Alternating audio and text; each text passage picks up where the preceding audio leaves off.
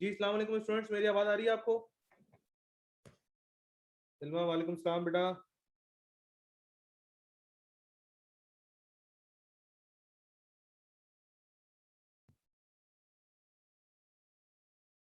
रजा वालेकुम सलाम। बस हम 2 मिनट में क्लास को स्टार्ट करते हैं, ठीक है ना? दुआ वालेकुम सलाम बेटा। बिल्कुल अयान, बस स्टार्ट करते हैं, सही है। अनीक वालेकुम सलाम, अली वालेकुम अस्सलाम।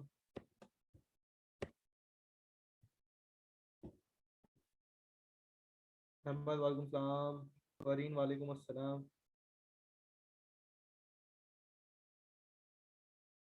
बस हमारा रिग्रेशन और कोरिलेशन जो है बस इख्तिताम की तरफ मूव ऑन कर रहा है, और छोटी छोटी सी 2 चीजें रह गई हैं इसके अंदर। अयान वालेकुम सलाम बेटा। आज इंशाअल्लाह इसको खत्म कर लेते हैं, मसला नहीं।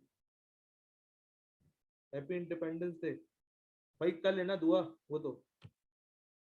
आयशा वालेकुम सलाम। In advance, okay okay. वैसे पहले के दौर में जिस तरीके से 14 अगस्त सेलिब्रेट होता था स्कूल वगैरह के अंदर, सुबह सारे बच्चे जो है वो तैयार होके जा रहे होते थे, नेशनल एंथम होता था, स्कूल वगैरह में पार्टी होती थी। अब वो ग्रेस 14 अगस्त का जो है बिल्कुल ही खत्म हो गया है। अब ये लॉकडाउन में होता है, और दूसरी भी चीजें होती हैं साथ साथ। बिल्कुल जो है ना तबाह हो चुका है 14 अगस्त का जो इवेंट है अपना।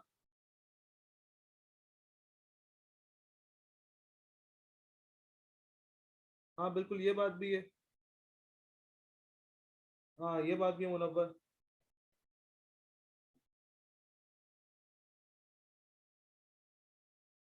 अब बाइक्स पर रैली निकलती है। सही है।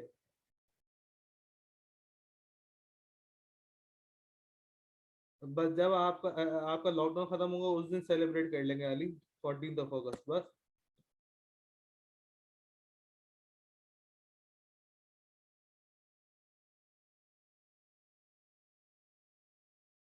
बिल्कुल अली। फवाद साहब कह रहे हैं केक मेरी तरफ से, ठीक है। बस डेमो क्लासेस बेटा इसी वीक अवेल कर सकते हैं, मेरे ख्याल में नेक्स्ट वीक अलाउ नहीं होगा। नेक्स्ट वीक सिर्फ एक्सेस जो है वो सिर्फ पेड स्टूडेंट को अलाउ होगा। बिल्कुल, शायद आज लास्ट दिन है क्योंकि कल सैटरडे आपकी क्लास नहीं होगी, संडे आपकी क्लास नहीं होगी।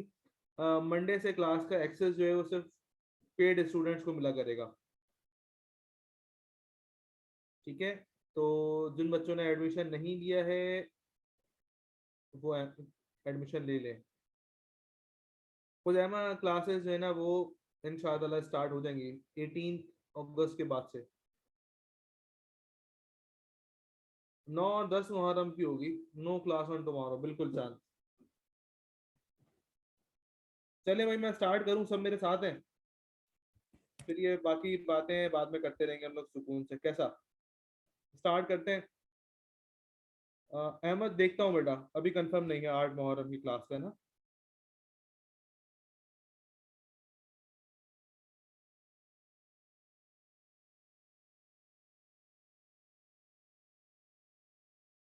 मेरी आवाज क्लियर है भाई सबको? बस ठीक है, चलो भाई। मैंने एक टॉपिक बताया था सर आपको, छोटा सा, आप लोगों ने देखा उसकी वीडियो से? वीडियो को देखा आपने, या उसके आगे की भी सारी वीडियो देख ली?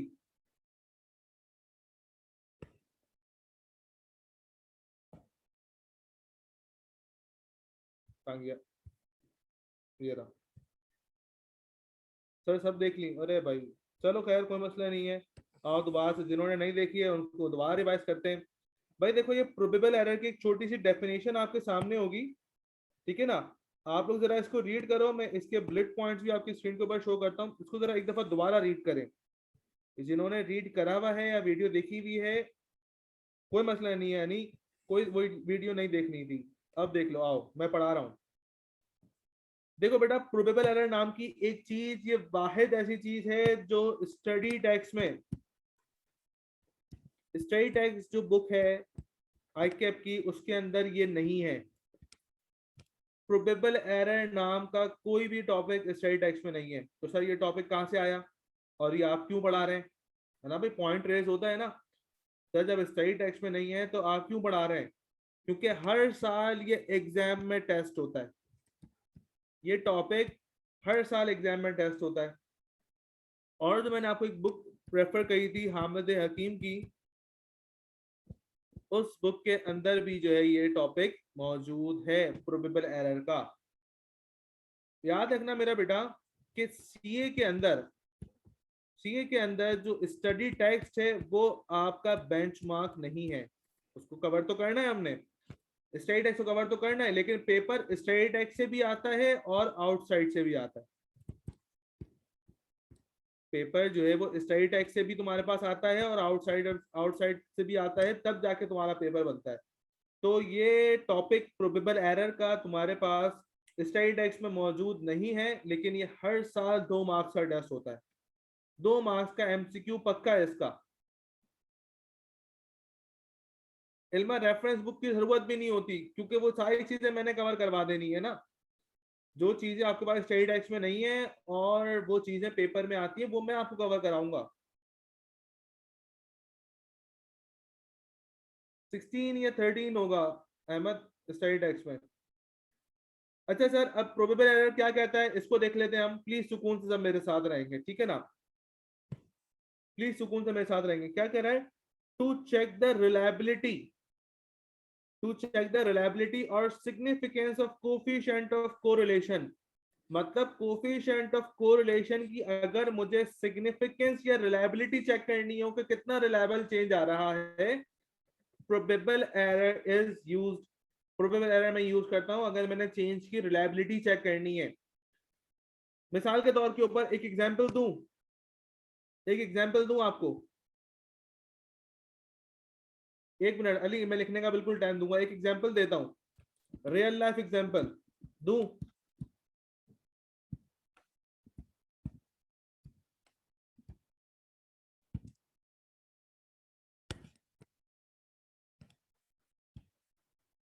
हाँ बच्चों, तैयार हो? बताओ। यस सर, देखें कुछ सालों पहले जब इमरान खान साहब की हुकूमत नहीं आई थी, कुछ टाइम पहले जब इमरान खान साहब की हुकूमत नहीं आई थी, तो दूसरी हुकूमत थी, तो इंडस मोटर्स नाम सुना है आप लोगों ने? इंडस मोटर्स का नाम सुना है? इंडस मोटर्स पाकिस्तान में टोयोटा वगैरह गाड़ियों की मैन्युफैक्चरिंग, असेंबलिंग, ये सब चीजें देखते हैं, ठीक है ना, पाकिस्तान के अंदर। तो जब इमरान खान साहब की हुकूमत नहीं आई तो इंडस मोटर्स ने जो है वो अपने जो उसका बिजनेस है, बिजनेस को कर दिया एक्सपेंड। बिल्कुल अली, तो उन्होंने क्या कर दिया, अपने बिजनेस को कर दिया एक्सपेंड। अब बिजनेस को उन्होंने इतना एक्सपेंड किया कि उन्होंने मिलियंस ऑफ डॉलर्स लगा दिए, मिलियंस ऑफ डॉलर्स उन्होंने लगा दिए, ताकि अपने हम प्लांट को बड़ा करेंगे और प्लांट को बड़ा करने के बाद हम ज्यादा गाड़ियां मैन्युफैक्चर करेंगे, ठीक है। अब बात आती है गवर्नमेंट की, नई इलेक्शंस हुए, इमरान खान साहब जो है वो प्राइम मिनिस्टर इलेक्ट हो गए। पहला रूल ये इशू किया कि जो अनरजिस्टर्ड बंदा है, जो अनरजिस्टर्ड बंदा है एफबीआर में, जो अनरजिस्टर्ड बंदा है एफबीआर के अंदर, वो अपने नाम पे गाड़ी अलॉट नहीं करवा सकता, वो अपने नाम पे गाड़ी सैंक्शन नहीं करवा सकता। बस ये रूल आना था कि इनकी जो मिलियंस ऑफ डॉलर्स की जो इन्होंने इन्वेस्टमेंट कही थी ना, यहाँ जो नॉन फाइलर वाला केस होगा, बिल्कुल जो नॉन फाइलर होगा उसके नाम पे गाड़ी ट्रांसफर नहीं होगी। तो जो इन्होंने जो मिलियंस ऑफ डॉलर्स की जो इन्होंने एक्सपेंशन किया था बिजनेस के अंदर, वो सब फेल हो गया। यहां तक फेल हो गया कि इंडस मोटर्स ने जो मैन्युफैक्चरिंग है वो बंद कर दी, अपना प्लांट ही बंद कर दिया। तो ये जाहिर सी बात है, ये कितना हो गया, पूरा लॉस हो गया नहीं हो गया? सही है, पूरा अमाउंट लॉस हो गया। अगर इंडस मोटर्स इस गवर्नमेंट के चेंज को प्रोबेबल एरर कंप्यूट कर लेता, इस गवर्नमेंट के चेंज का प्रोबेबल एरर कंप्यूट कर लेता, तो उसको ये पता चल जाता कि हाँ सर कि ये उसने इन्वेस्टमेंट करनी है या नहीं करनी। ठीक है, ये जो चेंज आया है गवर्नमेंट का, ये जो नॉन फाइलर वाला रूल का चेंज आया है, अगर ये चेंज को Indus Motors probable error compute कर लेता है इसका, तो उसको ये पता चल जाता है कि हाँ सर आगे ये सीन होने वाला है, तो मैं अभी क्या करता हूँ, मैं मैन्युफैक्चरिंग में बिजनेस एक्सपेंड नहीं करता। बात समझ रहे हो मेरी बात को? तो दुआ वो तो सारी चीजों को कंसिडर करते हैं ना। ये बिजनेस का एक्सपेंशन कोई एक साल के लिए थोड़ी था, ये तो आइंदा आने वाले सालों, सारे सालों के लिए था ना। और जब एक चीज कंसिडर कर रहे होते हैं, क्योंकि आप लोग इंशाअल्लाह चार्टर्ड अकाउंटेंट्स बनने जा रहे हैं फ्यूचर में, तो आप लोगों को बहुत सारे चीज को कंसिडर करना पड़ता है। ठीक है, आपको हर चीज को कंसिडर करना पड़ेगा, जो होने वाले हैं वो भी, जो नहीं होने वाले हैं वो भी। इल्म वो अलग चीज है, वो अलग चीज है। तो मेरे बच्चों, प्रोबेबल एरर की तुम्हें इंपॉर्टेंस समझ आई? प्रोबेबल एरर की इंपॉर्टेंस समझ आई? तो तुम्हारे पास ये एक रियल लाइफ एग्जांपल दी, जो मैं सोचा कि मैं तुम लोगों को बता दूं। ठीक है ना, कोई ऐसी खास भी नहीं थी भाई। बेड रेट वो अलग चीजें भाई सारी, क्या हुआ? चलो आ जाओ, वहां मत जाओ। सर फिर क्या करना है हमने? प्रोबेबल एरर की मेरे पास 3 रिमार्क्स हैं। प्रोबेबल एरर में इस फॉर्मूले से कंप्यूट तो कर लूंगा, क्या सर? 0.67, बिल्कुल खुजैमा, कोई भी चीज निगलेक्ट नहीं करूंगा, मैं सारे चेंज को कंसिडर करूंगा। अब प्लीज टॉपिक की तरफ रहते हैं। तो 0.6745 और 1 minus R square over under root of N, ये तुम्हारे पास फॉर्मूला है प्रोबेबल एरर कंप्यूट करने का। अब सर मिसाल के तौर के ऊपर तुमने प्रोबेबल एरर कंप्यूट कर लिया, अब क्या करें? एक वैल्यू आ जाएगी, एक्स वाई जी कोई भी तुम्हारा नंबर आ जाएगा। अब क्या करें? अब एक काम करेंगे, अब इन 3 रिमार्क से हम मैच करेंगे। सबसे पहला रिमार्क क्या कहता है कि इफ आर, आर मतलब coefficient of correlation, coefficient of correlation, if R is less than probable error, अगर आर की वैल्यू प्रोबेबल एरर से कम है, मतलब पार्ट 1 में ये क्या कह रहा है कि if R is less than probable error then there is no evidence of correlation. मतलब कोरिलेशन क्या है? Correlation is not significant. सही है, इसका मतलब चेंज जो है वो अच्छा नहीं है, चेंज को मैं कंप्यूट, चेंज में नहीं ला सकता, सिग्निफिकेंट ही नहीं है चेंज उसका। बात समझ में आ रही है बच्चों? Part B, if R is greater than, if R is greater than probable error, अगर आर की वैल्यू ग्रेटर देन है प्रोबेबल एरर से, then there is certain correlation, में क्या बोलूंगा? Coefficient of correlation is significant. लेकिन मैं ऐसा नहीं करूंगा, मैं ऐसा नहीं करूंगा। जब भी आर की वैल्यू प्रोबेबल एरर से बड़ी होगी तो मैं सिग्निफिकेंट लिखकर अपनी जान नहीं छुड़ाऊंगा, मैं थर्ड पॉइंट को लाजमी वेरीफाई करूंगा। सर थर्ड पॉइंट क्या है? अगर आर की वैल्यू ग्रेटर देन होती है प्रोबेबल एरर से तो मैं सिग्निफिकेंट डायरेक्ट नहीं लिखूंगा, मैं थर्ड पॉइंट वेरीफाई करूंगा। थर्ड पॉइंट क्या कहता है कि if R is greater than 6 times of probable error, मतलब आर की वैल्यू इतनी बड़ी है जितनी 6 टाइम्स ऑफ प्रोबेबल एरर, तो मैं क्या करूंगा? मैं लिखूंगा चेंज क्या है? हाईली सिग्निफिकेंट है। क्या ये मेरे बच्चों बात समझ में आती है? जब भी आर ग्रेटर देन होगा प्रोबेबल एरर से तो मैं सिग्निफिकेंट लिख के अपनी जान नहीं छुड़ाऊंगा, मैं थर्ड पॉइंट लाजमी वेरीफाई करूंगा। क्योंकि ऐसा ना हो कि प्रोबेबल एरर की वैल्यू 6 टाइम्स, आर की value 6 times of probable error से भी ज्यादा हो सकती है। क्या ये बातें समझ आती हैं?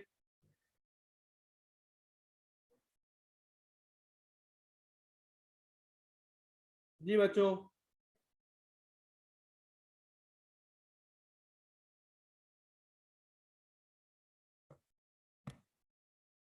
अयान क्या समझाऊं प्रोबेबल एरर में? वापस बेटा बताओ, वापस में तुम्हारे कोई चीज समझ नहीं आई होगी ना, कोई चीज जो समझ नहीं आई है मुझसे पूछो। रिलेशन ऑफ आर, मतलब कहाँ है रिलेशन ऑफ आर लिखा हुआ दुआ?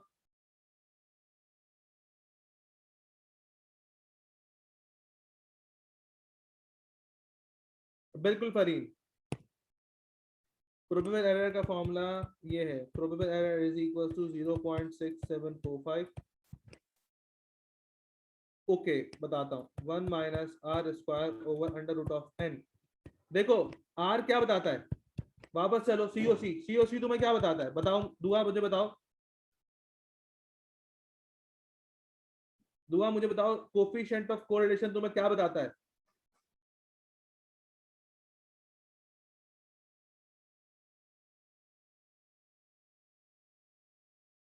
इल्मा भी चेक करते हैं, अभी सवाल सॉल्व करते हैं ना, अभी पता चलेगा। पहले दुआ का कॉन्सेप्ट बंदरा क्लियर कर दूं। दुआ मेरा बेटा मुझे बताओ, ये कोफिशिएंट ऑफ कोरिलेशन आर तुम्हें क्या बताता है? रिलेशनशिप बिटवीन टू वेरिएबल्स, मतलब रिलेशन बिटवीन टू वेरिएबल्स कैसे बताता है कि दोनों वेरिएबल्स के बीच में कितना रिलेशन है, पॉजिटिव रिलेशन है या नेगेटिव रिलेशन है, मतलब रिलेशन किस चीज का दुआ, उनके चेंज का, कि अगर हम एक का चेंज कंप्यूट करते हैं तो दूसरे का चेंज कितना आ रहा है, दूसरा उस हिसाब से किस तरह से रिएक्ट कर रहा है। तो उस चेंज को ही अगर मैं उस चेंज को ही अगर मैं उस चेंज को ही ये देखना चाहूं कि सर वो रिलायबल कितना है, चेंज तो आ रहा है, लेकिन अगर वो चेंज की मैं रिलायबिलिटी चेक करना चाहूं कि सर वो रिलायबल है भी या नहीं है, तो फिर मैं प्रोबेबल एरर कंप्यूट करूंगा। जब भी प्रोबेबल एरर जो है वो आर से कंपेयर करके मैं सारी चीजें निकालता हूँ। सेट है दुआ, बात समझ में आती है बेटा मेरी?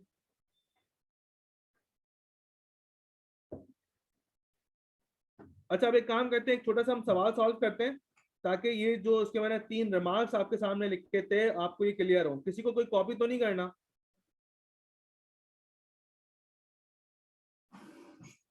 नो सर, आगे बढ़ जाऊं मैं? कॉपी करना है, ओके ओके, कॉपी कर लो, ये लो मैं वेट करता हूँ, 2 मिनट दे रहा हूँ आपको, ये लो सामने स्क्रीन आपके सामने, कॉपी कर लो फटाफट से।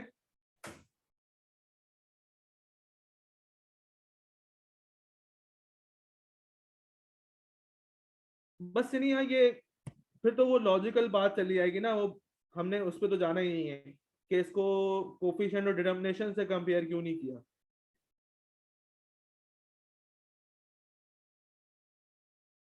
मुतशिब एग्जांपल दोबारा बता दूंगा मेरा बेटा। चलो भाई डन, कॉपी कर लिया, आगे मूव ऑन कर सकता हूँ मैं, सब मेरे साथ हैं?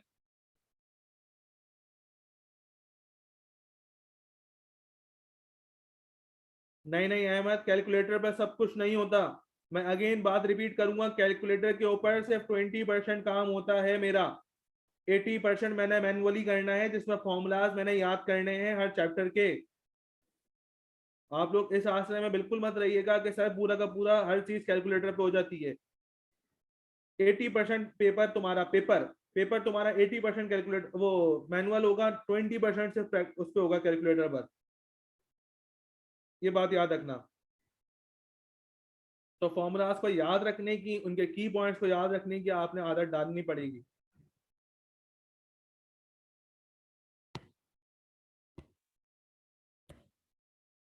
जी मेरे बच्चों, अरे डन बेटा।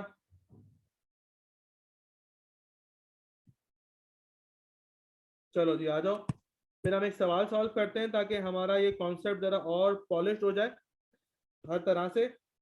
और एक सवाल मैं आपको स्क्रीन के ऊपर शो करता हूँ, आप लोग का ग्रुप बन गया है, मेक श्योर कि every student on the group. तो मैं आपको आज जो है वो हैंड आउट वहां पर सेंड मैं कर दूंगा अपना।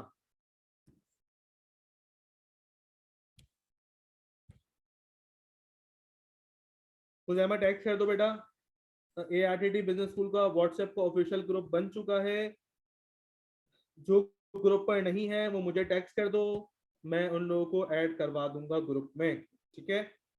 चले भाई शाबाश। सबसे पहले सर क्या कह रहा है कि कोफिशिएंट ऑफ कोरिलेशन कंप्यूट करो, कोफिशिएंट ऑफ डिटरमिनेशन कंप्यूट करो, प्रोबेबल एरर कंप्यूट करो और इंटरप्रेट योर रिजल्ट।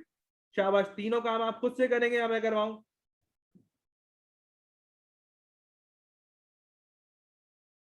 कोई मसला नहीं उसामा, आप रिकॉर्डेड देख लो यूट्यूब पर, खुद से करोगे? नहीं मैनुअली मत करो, मैनुअली मत करो, कैलकुलेटर से कर लो। कोफिशिएंट ऑफ कोरिलेशन भी कैलकुलेटर से निकाल लो और कोफिशिएंट डिटरमिनेशन भी कैलकुलेटर से निकाल लो, ठीक है ना? चलो शाबाश, 5 मिनट देता हूँ, बल्कि 10 मिनट देता हूँ, आप लोग सुकून से अपना सॉल्व करें। अपना माइक म्यूट कर रहा हूँ। ठीक है, 10 मिनट के बाद मैं आंसर्स आपके लेना शुरू करता हूं, आप लोग कंप्यूट करें। शाबाश जी अहमद। ये सवाल किया, अच्छा ये सवाल किया था कल।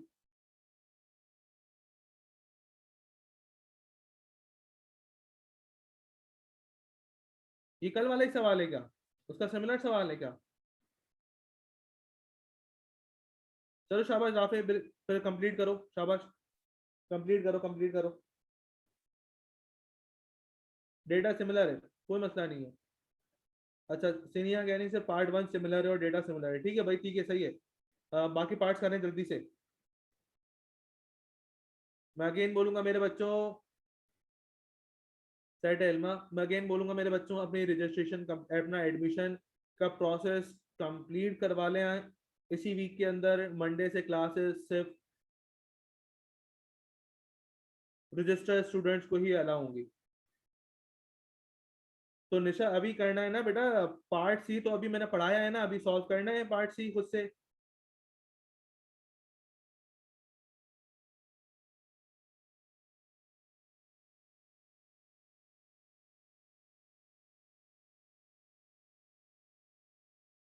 कोई मसला नहीं है, पोर्टल का इशू हो, एडमिशन का प्रोसेस का कोई इशू हो, फीस ट्रांसफर का कोई इशू हो, एक्स वाई जी, आपको कोई भी मसला आता है कैंपस पे, आप मुझसे कांटेक्ट करें, मैं रिजॉल्व करवा दूंगा, वो मसला नहीं है। ठीक है, आपको कोई मसले वाली बात नहीं है बेटा। आपको कोई मसला आता है कैंपस के ऊपर किसी भी चीज़ से रिलेटेड, आप मुझसे कांटेक्ट करिए, मैं करवा दूंगा। 0.6745 और 1 - r² / (n), ये लीजिए, ये तो आपका फॉर्मूला है प्रोबेबल एरर का।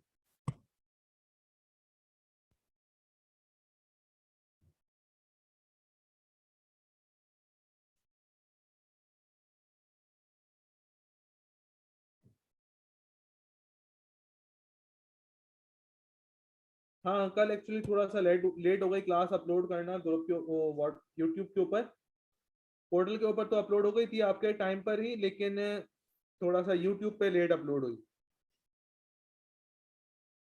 Very good Raza. C is 0.152। Okay Fareen.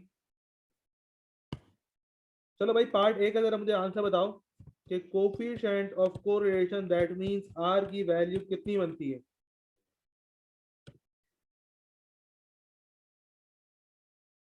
Mohammad Rizwan, वालेकुम सलाम बेटा, कोई मसला नहीं है। 0.603 बन रही है, 0.6030। ओके, तो part B, coefficient of determination की वैल्यू मतलब आर स्क्वायर की वैल्यू कितने परसेंट बन रही है? 36.36%, ऐसा। ओके सर, अब बात आती है प्रोबेबल एरर कंप्यूट करने की। तो पार्ट सी में प्रोबेबल एरर की आपके पास वैल्यू आती होगी कुछ इस तरीके से कि 1 - r² की जगह मैं कोफिशिएंट ऑफ कोरिलेशन का स्क्वायर करूंगा ओवर √(n). कितना है बेटा मेरे पास, तो मुझे बताएगा n कितना, 8 है, 8 जी बेटा। तो प्रोबेबल एरर की वैल्यू मेरे पास कितनी बनती है मेरे बच्चों? हाँ सुनिया कह रही है 0 पॉइंट है। ओके, इसको मल्टीप्लाई भी कराना है ना फॉर्म, अच्छा मैंने थोड़ा सा चेंज वो कर दिया। 0.6745 ये लीजिए। हाँ मेरा बेटा कितनी बनती है? 0.152, ऐसा। अब सर आ तो गई, अब मैंने इसको चेक करना है, इसको मैंने कंपेयर करना है कि सर ये कोफिशिएंट ऑफ कोरिलेशन से बड़ी है छोटी है, क्या है भाई? सर दूसरी वाली कैटेगरी में फॉल कर रहा है कि R is greater than probable error, मतलब आर की वैल्यू है 0.6030 और प्रोबेबल एरर की वैल्यू कम है मतलब 0.152 है। क्या मैं सिग्निफिकेंट कोड कर दूं? क्या मैं सिग्निफिकेंट कोड कर दूं? क्या मैं सिग्निफिकेंट कोड कर दूं? नहीं, मैं चेक करूंगा 0.6 से पहले मैं इसको मल्टीप्लाई बाय 6 करता हूं। मैं अगर प्रोबेबल एरर को मल्टीप्लाई बाय 6 करता हूं तो कितनी बनती है वो वैल्यू? मैंने आपको बताया था कि मैं ऑप्शन 3 से इसको वेरीफाई भी करूंगा लाजमी। नहीं, आर स्क्वायर में सी ओ सी की वैल्यू पुट करूंगा, आर का स्क्वायर करूंगा, तो ये वैल्यू होती है 0.910। दैट्स मीन्स ये चेंज हो गई। दैट्स मीन्स कि ऑप्शन 3 जो है वह वेरीफाई नहीं हो रहा। तो जब ऑप्शन 3 ने मुझे धक्का मारा वापस ऊपर, तो मैं कहाँ आऊंगा? ऑप्शन बी के ऊपर। और ऑप्शन बी के ऊपर मैं क्या था कि चेंजेस सिग्निफिकेंट।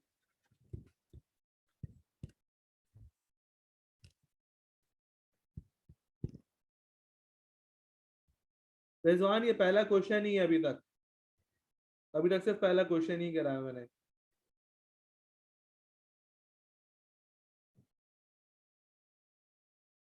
बेटा मैं यहाँ पर हमेशा देखो फॉर्मूले के अंदर यहाँ पर सी ओ सी का स्क्वायर करके रखूंगा, क्योंकि कोफिशिएंट और डिटर्मिनेशन में 100 से मल्टीप्लाई भी कर देता हूँ असल में।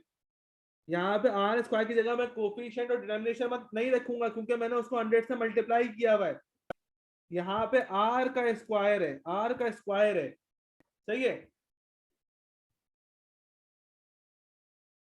मैं दोबारा बताता हूँ मुनव्वर, आप इसको कॉपी करो, इसको कॉपी करो। सुफियान दोबारा समझाता हूँ बेटा, इसको कॉपी करो, सवाल को कॉपी करें, मैं दोबारा समझाता हूँ, मसला नहीं है।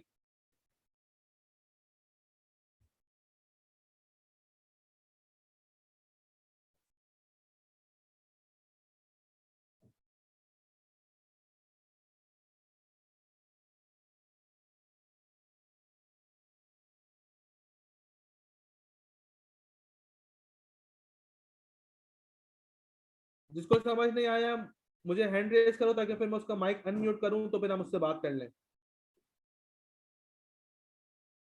हैंड रेज करो, मुझे बताओ, तो फिर मैं उससे बात करता हूँ, उसका माइक अनम्यूट करता हूँ, फिर हम उससे बात करते हैं।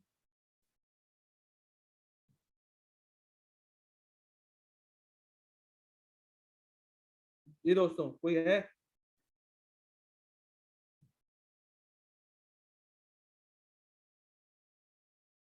क्वेश्चन वापस समझा दें पूरा। तो रिजवान भी क्लास के एंड पे समझाऊंगा, सही है ना, क्योंकि आपने लेट ज्वाइन किया था। बाकी सारे बच्चों को कनेक्टेड लेके चलना है ना।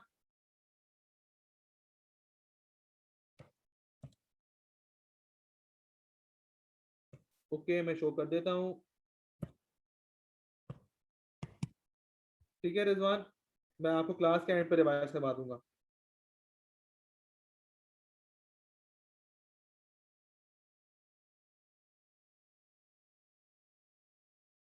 अहमद क्या बताऊं कोफिशिएंट डिटर्मिनेशन के बारे में?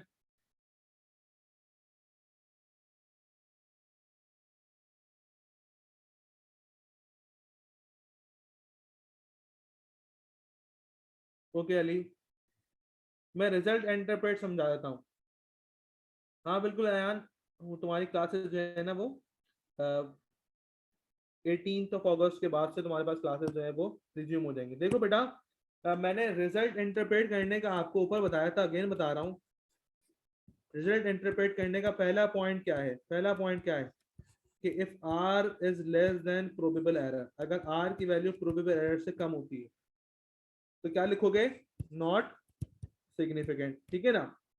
लेकिन अगर लेकिन अगर आर की value is greater than probable error, तो कोरिलेशन क्या है? सिग्निफिकेंट। लेकिन जब भी आर की value greater than probable error होगी, तो सिग्निफिकेंट डायरेक्ट नहीं चिपकाओगे, पहले तुम लोग चेक करोगे इसकी प्रॉपर्टी 3। प्रॉपर्टी 3 आपसे क्या कहती है? प्रॉपर्टी 3 ये कहती है कि R is greater than 6 times of probable error, if R is greater than 6 times of probable error, तो तुम रिजल्ट कंप्यूट करोगे हाईली सिग्निफिकेंट। कभी भी जब भी तुम्हारे पास आर की वैल्यू ग्रेटर देन होगी प्रोबेबल एरर से, तो तुम डायरेक्ट सिग्निफिकेंट लिख के अपनी जान नहीं छुड़ाओगे। बिल्कुल चांद राती। ठीक है मेरे बच्चों, अब बात समझ में आई?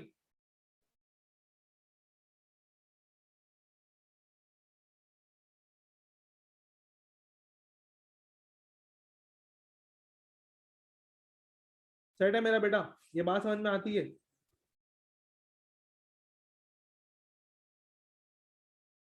इसीलिए मैंने यहाँ पर भी इसको पहले वेरीफाई किया कि ऐसा ना हो कि प्रोबेबल एरर की वैल्यू जो है वो 6 टाइम्स से भी कम हो। हाँ मरियम, वो वाली याद करनी है 0.6745 वाली। हाँ बिल्कुल अयान, हाईली सिग्निफिकेंट कोड करता फिर मैं। ठीक है बेटा, मैं आगे बढ़ सकता हूँ, सब मेरे साथ हैं। मुनव्वर क्या बताऊं बेटा? हाँ बिल्कुल, लेस देन हुआ तो आंसर वही होगा। सेट है, आगे बढ़े? सब क्लियर है मेरे बच्चों? आगे मूव ऑन कर लूं मैं? भाई मैं क्वेश्चन का हैंड आउट बिल्कुल सेंड कर दूंगा मेरा बेटा, आप ग्रुप पे आ जाइए, व्हाट्सएप वाले ग्रुप पर। आरटीडी बिजनेस स्कूल का व्हाट्सएप का ग्रुप बन चुका है। अगर पेड स्टूडेंट हैं तो आप मुझे अपनी स्लिप वगैरह सेंड कर दीजिएगा।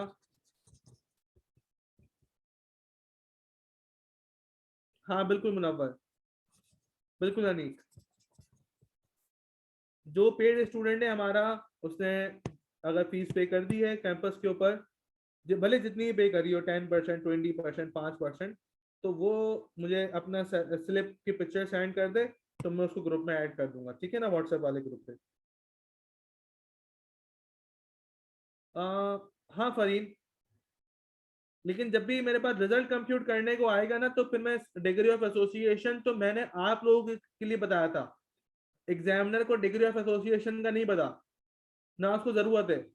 वो रिजल्ट कंप्यूट करने को कहता है, तो रिजल्ट कंप्यूट करने के लिए मैं प्रोबेबल एरर कंप्यूट करता हूँ। कोई मसला नहीं है अनी, आप उसके बाद आ जाइएगा। सेट है असगर, मैं चेक कर लेता हूँ बेटा क्लास के बाद। भाई मैं आगे मूव ऑन करूँ? सब मेरे साथ में नेक्स्ट सवाल पे मूव ऑन करें क्या?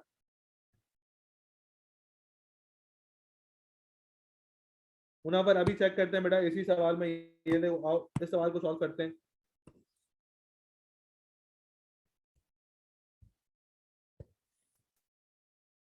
चलो मेरा बेटा, शाबाश। खुद से सॉल्व करेंगे या मैं करवाऊं? सबसे पहले coefficient of correlation, coefficient determination, probable error, interpreted result.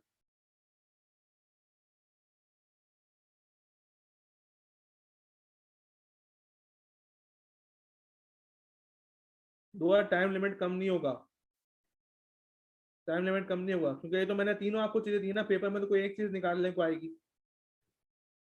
Ahmad बेटा, आपने क्लासेस ली हैं स्टार्टिंग से? अहमद रफीक, क्लासेस लिए मेरा बच्चा आपने स्टार्टिंग से? तो फिर कैलकुलेटर पे आता है ना सॉल्व करना? कैलकुलेटर पे आता है मेरा बेटा सॉल्व करना आपको? नहीं आता, कोई मसला नहीं, मुझे बताओ, मैं करवा दूंगा।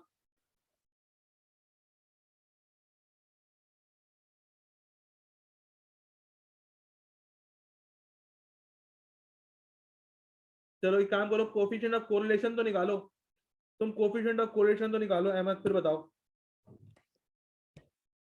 Ahmad, coefficient of correlation, that means R की वैल्यू आप मुझे बता दीजिए, शाबाश।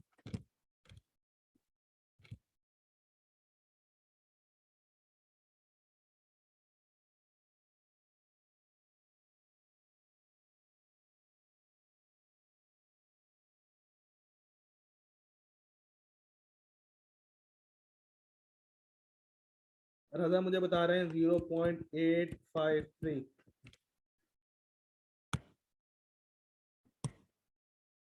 सेट है फरीन। अहमद कहाँ गए अहमद?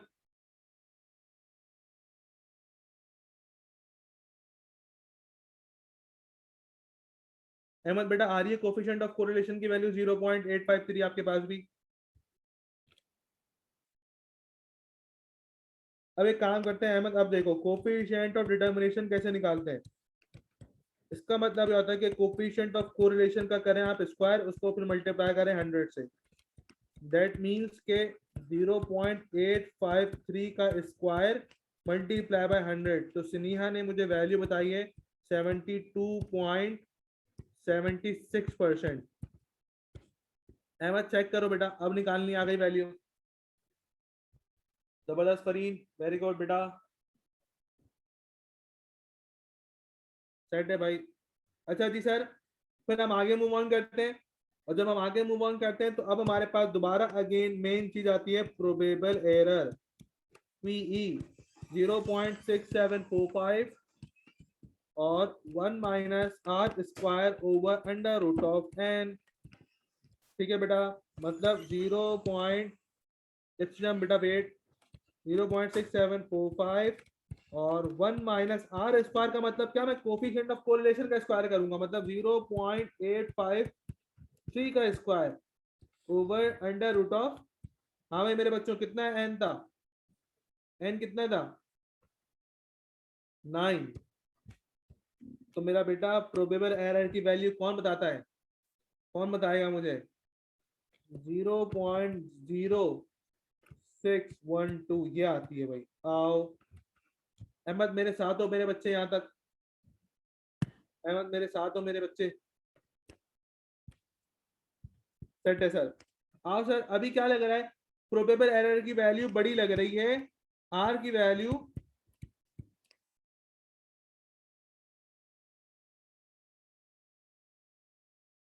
भाई ये प्रोबेबल एरर की वैल्यू सेम है या 0 पॉइंट चेंज है कुछ वैल्यू,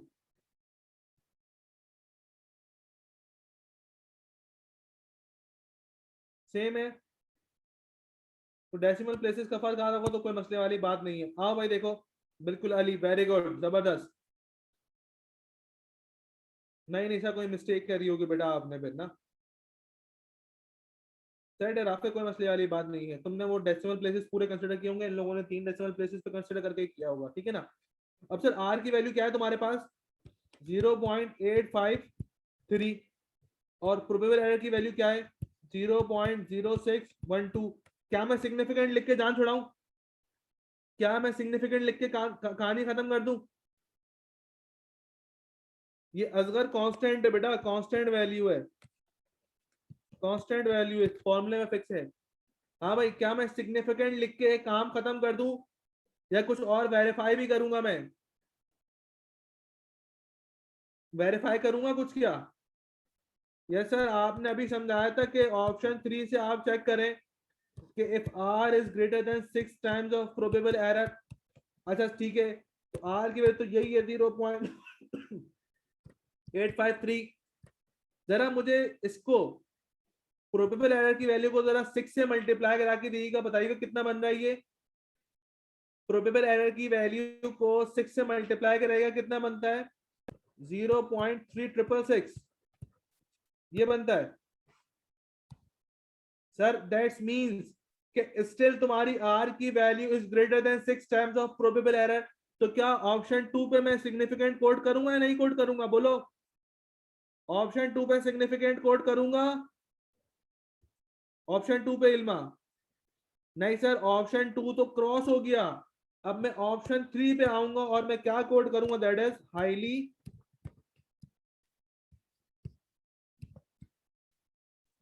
सिग्निफिकेंट। मेरे बच्चों क्या ये बात समझ में आती है सबके, सेट है अयान, कोई मसला नहीं होता बेटा, पॉइंट्स एक दो आगे पीछे हो जाए कोई मसला नहीं है, सेट है अहमद, कोई मसला नहीं बेटा। जी भाई दोस्तों, क्या बात समझ में आती है सबके,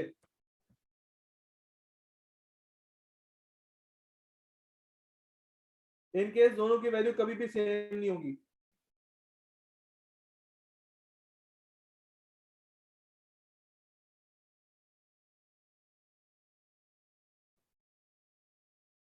मतलब फरीद समझा नहीं मैं,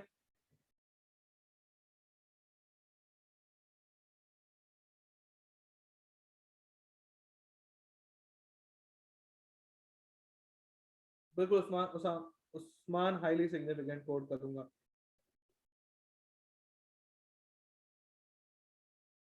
सिग्निफिकेंट में ही करूंगा सिनेहा, अगर इक्वल्स टू हो जाए।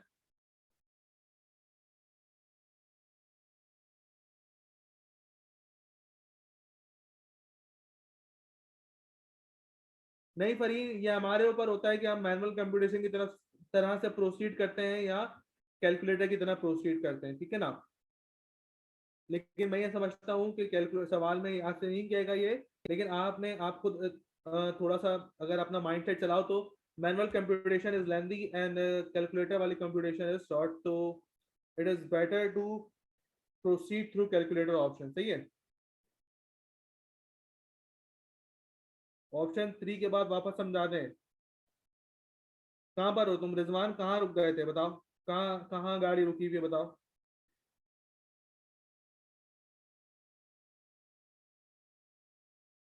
हाँ रिजवान, कहाँ गाड़ी रुक गई आपकी बताओ बेटा। यहाँ, यहाँ तक आ गए थे।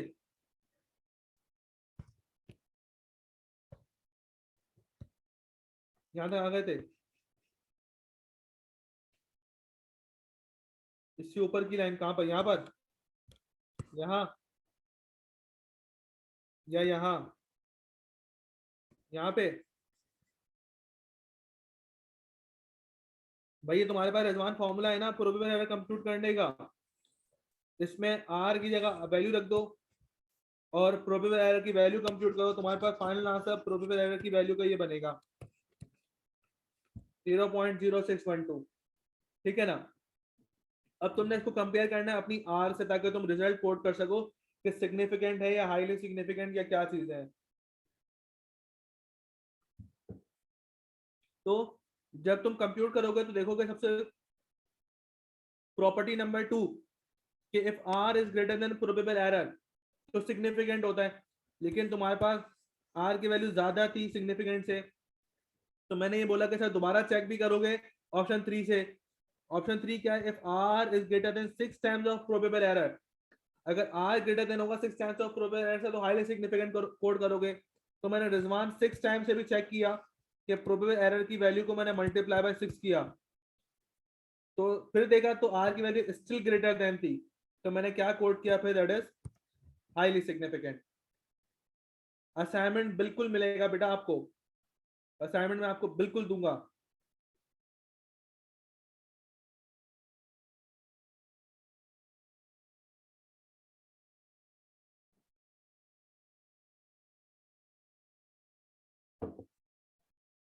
दोस्तों मैं आगे बढ़ू, सब साथ है मेरे।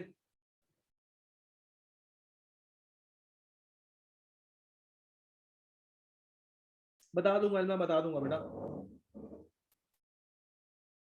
नहीं, प्रोबेबल एरर निकालने के लिए डिटर्मिनेशन निकालना जरूरी नहीं है।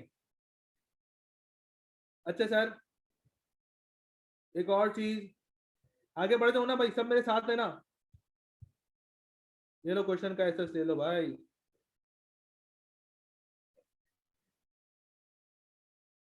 Yes it is. खुशखबरी मिलेगी, असाइनमेंट की खुशखबरी जल्द मिलेगी बेटा, और टेस्ट की खुशखबरी भी जल्दी मिलेगी आपको, फिक्र नहीं करो। खुशखबरियां मेरे पास बहुत होती हैं, टेंशन नहीं लेने का। अच्छा सर, इधर देखें।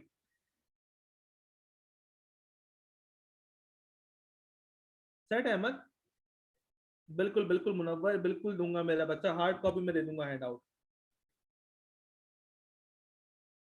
बुरी खबर यह है कि हमारे पास एक टॉपिक बाकी बचता है जिसको हम लोग बोलते हैं रैंक कोरिलेशन। अब प्लीज सब मेरे साथ रहें इधर। ओके मरियम, ये लो बेटा, देख लो, ऐसा ले लो जल्दी से।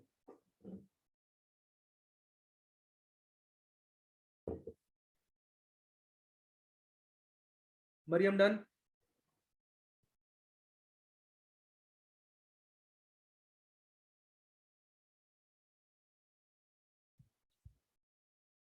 सर हमारे पास लास्ट टॉपिक बचता है हमारे पास, दैट इज रैंक कोरिलेशन।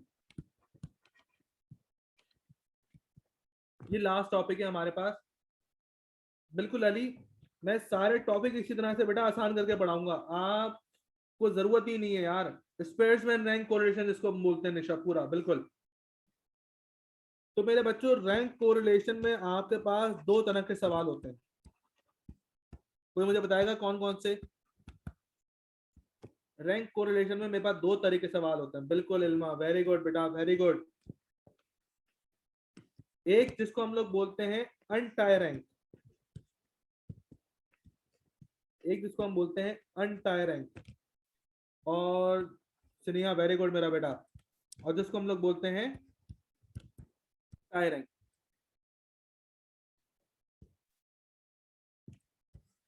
ठीक है बेटा। तो अनटाई रैंक आपके पास, उसके लिए आपको मैं फॉर्मूला लिखवाता हूं, that is R S is equal to rank correlation is equal to 1 minus 6 into summation of d square over n cube minus n। ये आपके पास फॉर्मूला है। 1 minus 6 into summation of D square over N cube minus N. D कैसे निकलता है? D निकलता है rank 1, मैं पूरा लिख देता हूं आप लोगों के लिए, रैंक 1 माइनस रैंक 2 करके, ये डी निकालने का फॉर्मूला है।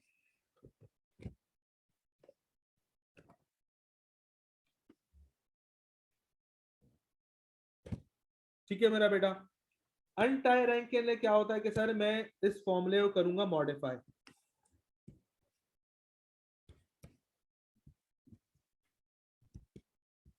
इस फॉर्मूले को मैं करूंगा क्या? Modify. D is the difference, बिल्कुल। अब सर इस फॉर्मूले को मैं कैसे मॉडिफाई करूंगा अपने साथ? मैं आपके सामने स्क्रीन के ऊपर लिखता हूँ, एक मिनट मुझे जरा देखिएगा।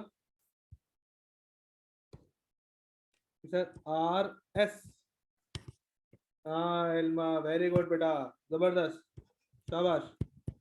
1 minus 6 multiply by submission of D square plus C F correction factor over N cube minus N. Sir ये सी एफ क्या है आपके पास? Sir C F stand for correction factor. जब भी रैंक टाई होते हैं तो मैं करेक्शन फैक्टर अप्लाई करूंगा। जितनी दफा रैंक टाई होंगे उतनी दफा करेक्शन फैक्टर अप्लाई होगा। मतलब अगर 2 दफा रैंक टाई हो रहे हैं तो करेक्शन फैक्टर 2 दफा ऐड होगा। 3 दफा टाई हो रहे हैं तो करेक्शन फैक्टर 3 दफा ऐड करूंगा। ठीक है ना? करेक्शन फैक्टर का फॉर्मूला किसी को याद है? 1/12 और एम क्यूब माइनस एम, ऐसा।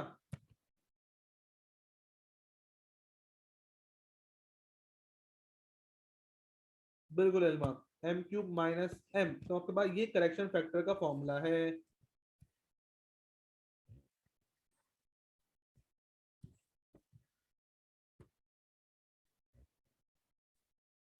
अगर आप लोगों ने कॉपी कर लिया हो मेरे बच्चों, तो क्या मैं, M stands for rank tied, M is equal to number of rank Tide.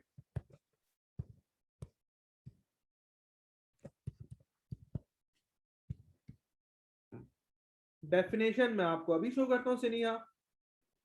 सिर्फ पहले मैं ये लिखवा लूं, अनटाई वाला फॉर्मूला पढ़ा दे। अनटाई वाला फॉर्मूला अभी पढ़ाता हूँ बेटा उस्मान। अनमॉडिफाइड वाला अनटाई रैंक के लिए शाहनवाज अभी बता रहा हूँ। हाँ बिल्कुल खुजैमा, अभी देखते हैं बेटा, अभी एक सवाल सॉल्व करवाऊंगा, अभी बातें सारी समझ आ जाएंगी। इसकी डेफिनेशन शो करूँ, ये कॉपी कर लिया आप लोगों ने? डेफिनेशन पढ़ना चाहोगे थोड़ी सी? हाँ मेरे बच्चों, डेफिनेशन पढ़ाऊं, ये कॉपी कर लिया आप लोगों ने? इल्मा अभी बोलेगे सर ये तो मैंने कल ही कॉपी कर लिया था।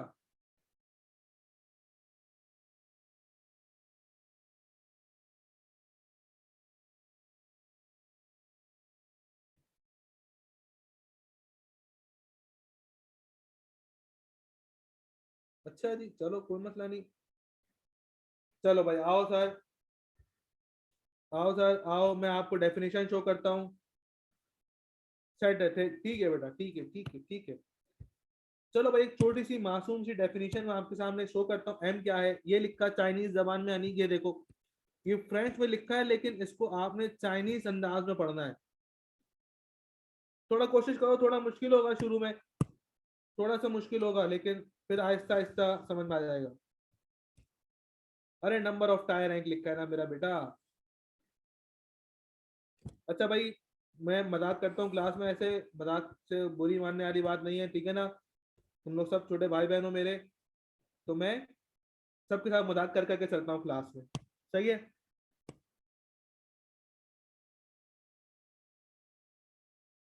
भाई मैं आगे, चलो भाई शाबाश, इसको डेफिनेशन को जरा रीड करो। रैंक कोरिलेशन की, और मुझे बताओ क्या समझ आती है।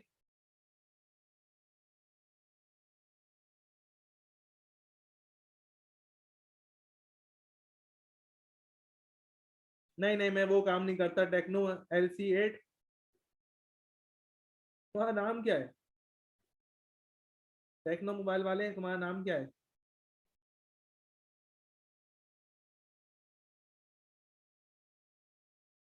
सेट है, सेट है। नहीं फवाद, फहद मैं ऐसा नहीं करता बेटा। भाई इस डेफिनेशन को समझाने की जरूरत है, या मैं आगे मूव ऑन कर सकता हूँ?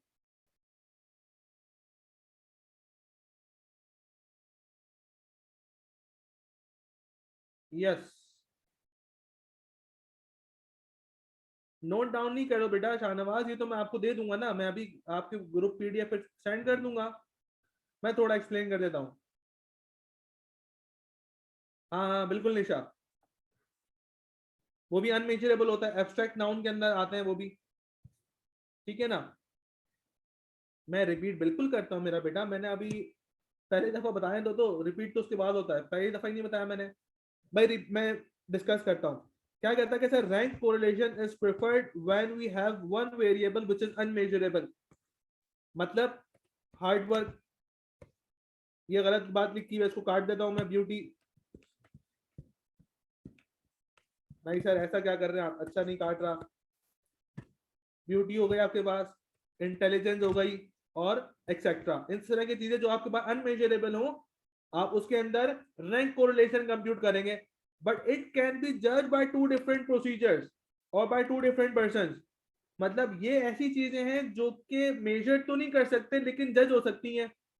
अक्सर जज हो सकती हैं, तो then we have to find the correlation between the procedures और टू पर्सन। ठीक है, तो फिर देन मैं कोरिलेशन अपना फाइंड कर सकता हूं। क्या बात समझ में आती है? एक सवाल मैं आपके सामने स्क्रीन के ऊपर प्रकट करता हूं, आप लोग जरा देखिएगा, कोशिश करिएगा समझने की, और फिर हम उसको देखते हैं।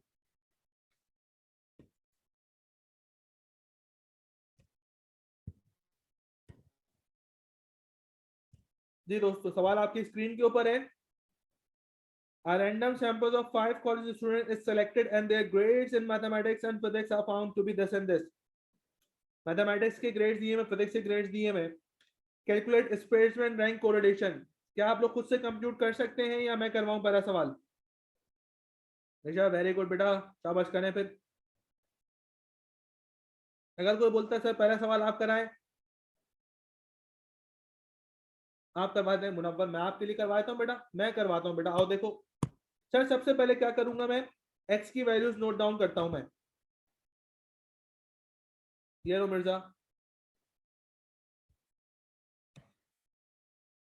ये नाम है स्पेयर्समैन, ये उस बंदे का नाम है जिसने ये इन्वेंट किया है। ठीक है सुफियान, हो गया स्क्रीनशॉट?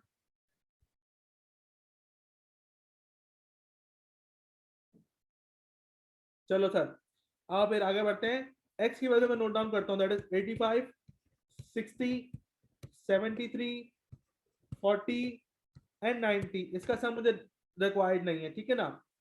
अच्छा मैंने आपको बताया था R1 करूंगा, रैंक 1 रैंक्स करना शुरू करता हूँ, इसको मैं R1 बोलता हूँ। मुझे बताओ, रैंकिंग हमेशा मैं मार्क्स के हिसाब से करूंगा, जिसके ज्यादा मार्क होगा उसको ज्यादा मार्क दूंगा, उसको फर्स्ट रैंक दूंगा। तो एक्स में सबसे ज्यादा नंबर कौन सा है? 90, तो 90 को फर्स्ट रैंक दूंगा, फिर 85 को सेकंड रैंक दूंगा, फिर 73 को थर्ड रैंक दूंगा, फिर 60 को फोर्थ रैंक दूंगा, और 40 को क्या रैंक दूंगा? फिफ्थ। भाई क्या ये रैंकिंग समझ आई मेरे बच्चों? रैंकिंग समझ आई? जिसके ज्यादा मार्क्स है उसको मैंने ज्यादा रैंक दिया।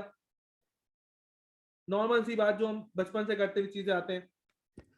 वाई के, वाई के मैं मार्क्स लिख लेता हूं मैं, 93, 75, 65, 50 एंड 80। अब मुझे बताओ रैंकिंग। अब रैंक 2 करते हैं, वाई की रैंकिंग करते हैं। 93 को फर्स्ट रैंक दे दूं, फिर 80 को सेकंड दे दूं, 75 को थर्ड दे दूं, 65 को फोर्थ दे दूं, और 50 को फिफ्थ दे दूं। ऐसा सेट है सीनिया? ऐसे ऐसे सही है? Yes sir.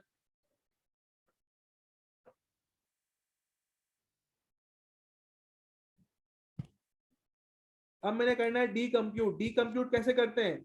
Rank 1 minus rank 2 करके। मुझे बताओ अगर मैं माइनस करता हूं कि 2 माइनस 1 तो कितना बनता है? 1। 4 माइनस 3, 4 माइनस 3 करता हूं कितना बनता है? 1। 3 माइनस 4 कितना बनता है? माइनस का 1। 5 माइनस 5 कितना बनता है? 0। और 1 माइनस 2 कितना बनता है? माइनस का 1। लेकिन यहाँ तो कहानी खत्म नहीं है, मैंने अभी डी स्क्वायर भी कंप्यूट करना है। डी स्क्वायर कंप्यूट करूंगा तो वो क्या आएगा? 1 1 1 0 और 1। Total submission of D square मेरे बच्चों मेरे पास कितना बनता है? शाहनवाज रैंक मैंने ऐसे निकाले, जिसके ज्यादा मार्क्स है उसको रैंक फर्स्ट दे दिया। 90 सबसे ज्यादा मार्क्स है उसको फर्स्ट रैंक दिया। उसके बाद 85 उससे छोटा मार्क्स था उसको 2 दिया। 73 उससे छोटा मार्क्स था उसको 3 दिया। 60 उससे छोटा था उसको 4 दिया। एंड 40 सबसे छोटा था उसको 5 दिया। सेट है Shahnawaz? Submission of D square मेरे पास बनता होगा टोटल 4। मेरे बच्चों क्या यहां तक बात समझ आती है? Yes sir, very good. r square, that means 1 minus 6 into summation of d square over n cube minus n। ठीक है भाई, तो 1 minus 6 submission of D square की वैल्यू है 4 ओवर n कितना है मेरे पास? डी स्क्वायर कैसे निकाला? जो इंडिविजुअल डी की वैल्यू थी उस्मान, उसको मैंने स्क्वायर कर लिया, हर वैल्यू का स्क्वायर किया। सही है, तो 5 वैल्यूज थी मेरे पास, तो 5 का क्यूब माइनस 5। मुझे बताना है रैंक कोरिलेशन की फाइनल वैल्यू कितनी बनती है? आर एस लिखना है, ये लो बेटा आर एस लिख लो। बिल्कुल आर एस लिखा है। कितनी बनती है भाई? 0.8 बनती है। इल्मा मैडम मुझे बता रही है सर 0.8 लिखिए यहाँ पर। ओके, खुजैमा कह रहे हैं -0.92। ये कहाँ से आ गई भाई? 0.8 सही है खुजैमा। फरीन -2। अरे क्या कह रहे हो भाई? फ्रैक्शन डाला है नहीं डाला? फ्रैक्शन डालना बीच में, बीच में माइनस करके फिर उसके बाद फ्रैक्शन डालना। ये वन, ये फ्रैक्शन यहाँ पर ऐसे नहीं है, ये फ्रैक्शन अलग है। 1 माइनस में फ्रैक्शन करके डालना, तो 0.8 आ रहा होगा। ये तुम्हारा फाइनल आंसर है।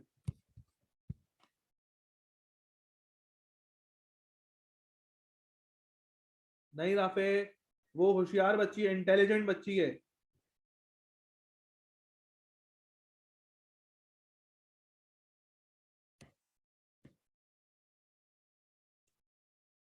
उसने मेरी यूट्यूब पे वीडियोस देख ली थी राफे, जबी।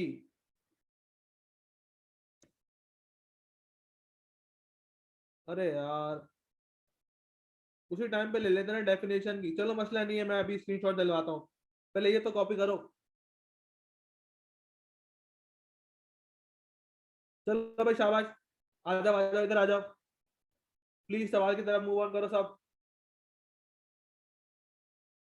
क्योंकि अनीक मेरे बेटा, यहाँ पे कहीं भी रैंक टाई नहीं हुआ है। कोई भी ऐसा बच्चा नहीं था जिसके सेम मार्क्स थे। कोई ऐसा था यहाँ पर जिसके मार्क्स सेम हो?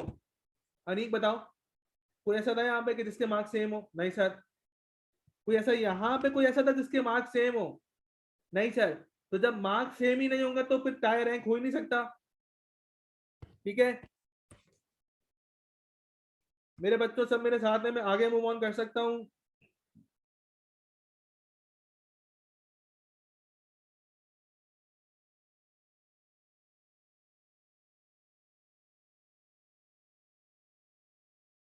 अनटाई वाला लगेगा ना भाई, अनटाई वाला।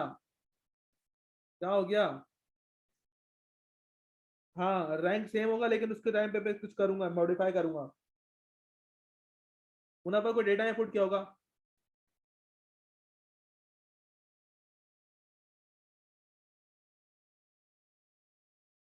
रैंक 1 माइनस रैंक 2 किया बेटा मैंने अली।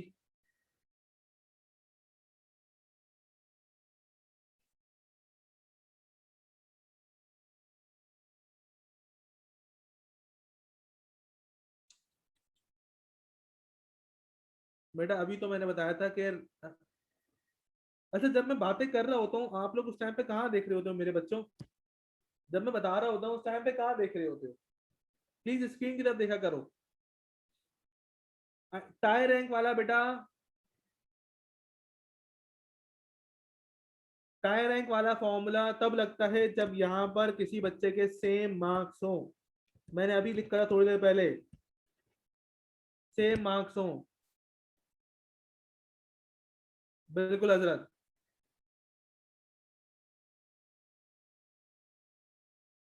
यहां पर अगर किसी के सेम मार्क्स होते हैं तो रैंक टाई वाला फॉर्मूला लगाता हूं।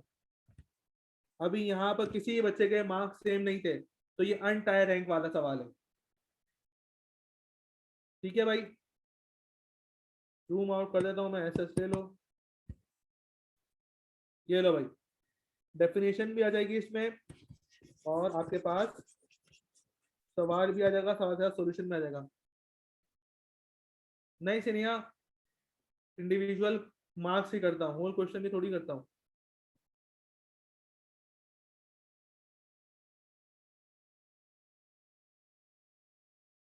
निशा बिल्कुल बेटा, अभी आ रहा है नेक्स्ट क्वेश्चन, इसके थोड़ा सा नीचे।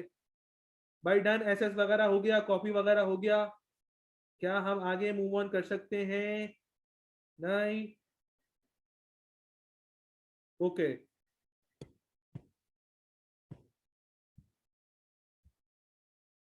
आ जाओ सर, एक सवाल और मैं आपकी स्क्रीन के ऊपर शो करता हूँ।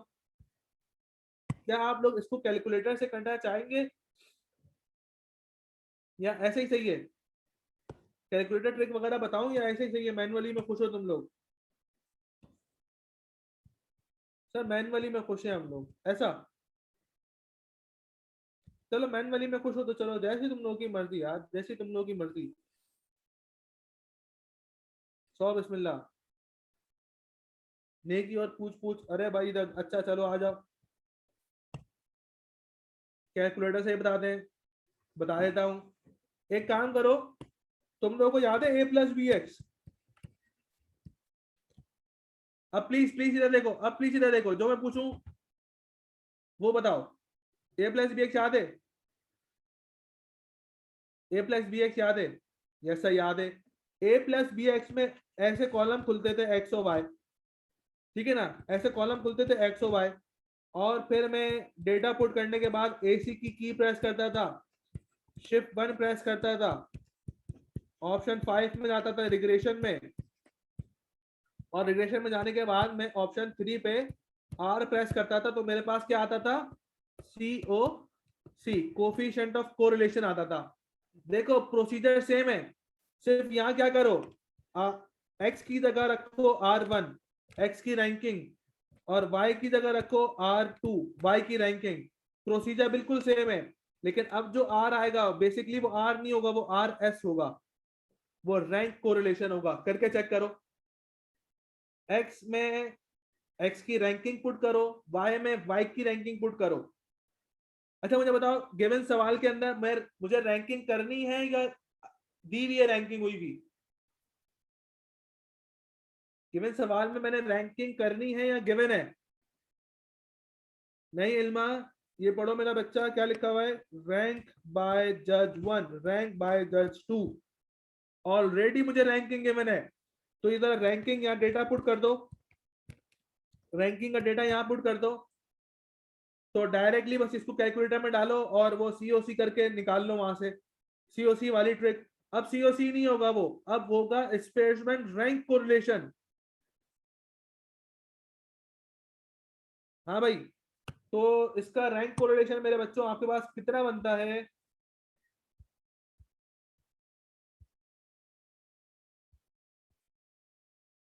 -0.071, ऐसा?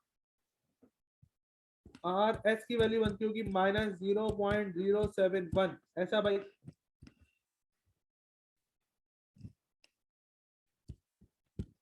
सब कुछ है मेरे साथ है।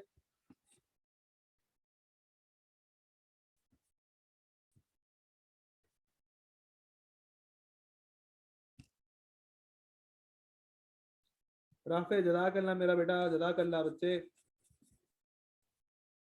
अभी तो कुछ भी नहीं है, मैं बोलता हूँ 1 महीना मेरे साथ क्लास ले लो, फिर क्लासेस नहीं होगी तो परेशान हो गए। वैसे भी एक हफ्ता तो हो गया है, मसला नहीं है। लेकिन कोई बच्चा एक महीने क्लास ले ले फिर वो परेशान होगा, यार क्लास क्यों नहीं हो रही। क्लास होनी चाहिए, ज्यादा से ज्यादा क्लासेस हो। रिग्रेशन के बाद ऑप्शन 5 में रिग्रेशन होगा, उसको प्रेस करो मुनव्वर, और ऑप्शन 3 पे आओ। जब प्रॉपर वैल्यूज दी हुई होंगी तो पहले रैंकिंग करोगे और फिर पुट करोगे। पहले रैंकिंग करोगे उनकी अकॉर्डिंग टू देयर मार्क्स, और फिर उसको कैलकुलेटर में डालना।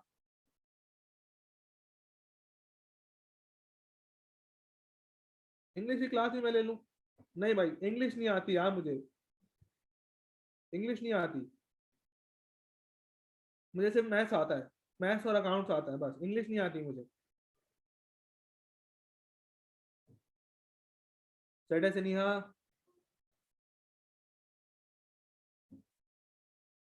कैलकुलेटर ट्रिक अगेन बताता हूँ असगर बेटा, स्टैट भी बढ़ा दूंगा, मैथ्स भी बढ़ा दूंगा, कोई मसले वाली बात ही नहीं है। आप लोग पढ़ने वाले बने बस। स्टैट भी बढ़ाऊंगा, मैथ्स भी बढ़ाऊंगा, खुदामा जल्दी स्टार्ट हो जाएंगी। अभी जो सितंबर बैच चल रहा है उसके अंदर तो मैं ही पढ़ा रहा हूँ, पूरा पूरा क्यूएम मैंने पढ़ा है, स्टैट्स भी मैथ्स भी।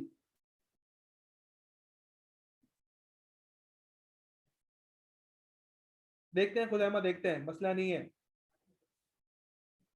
बेफिक्र रहो। मैंने बोला था डे 1 के ऊपर क्यूएम पास कराने की जिम्मेदारी मेरी है।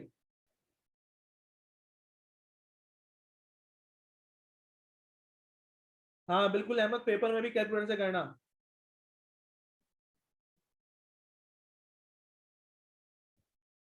नहीं नहीं, ऐसे ही डाल दो बेटा, ऐसे ही डाल दो, रैंकिंग के हिसाब से नहीं, डायरेक्ट एक्स और वाई की वैल्यू ऐसे ही डाल दो। ठीक है भाई, क्या मैं टायर रैंक की तरह मूव ऑन करूं?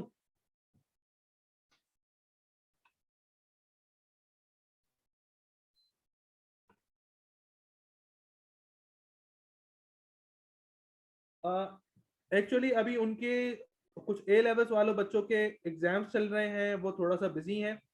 जब भी उन्होंने सितंबर बैच में भी क्लासेस नहीं ली, सितंबर बैच जो अभी हमारा करंट बैच चल रहा है जिनके पेपर सितंबर में होंगे 20 से, उनको पूरा क्यूएम मैंने पढ़ाया है। दूसरे वाले टीचर थोड़ा सा बिजी थे तो पूरा क्यूएम उनको मैं पढ़ा रहा हूँ, ठीक है ना, भले वो मैथ्स हो भले वो स्टैट्स हो, X Y Z, A B से लेकर जी तक सब मैंने पढ़ाया उनको क्यूएम के अंदर, ठीक है ना। अब आपकी बारी में इंशाअल्लाह वो टीचर अवेलेबल हो जाएंगे तो आपकी क्लासेस लगा देंगे उनकी, अगर नहीं होती तो कोई मसले वाली बात नहीं है, आपका भाई हाजिर है। सेट है, परेशान नहीं होना किसी भी चीज से। भाई मैं आगे मूव ऑन करूं, टायर रैंक देखें।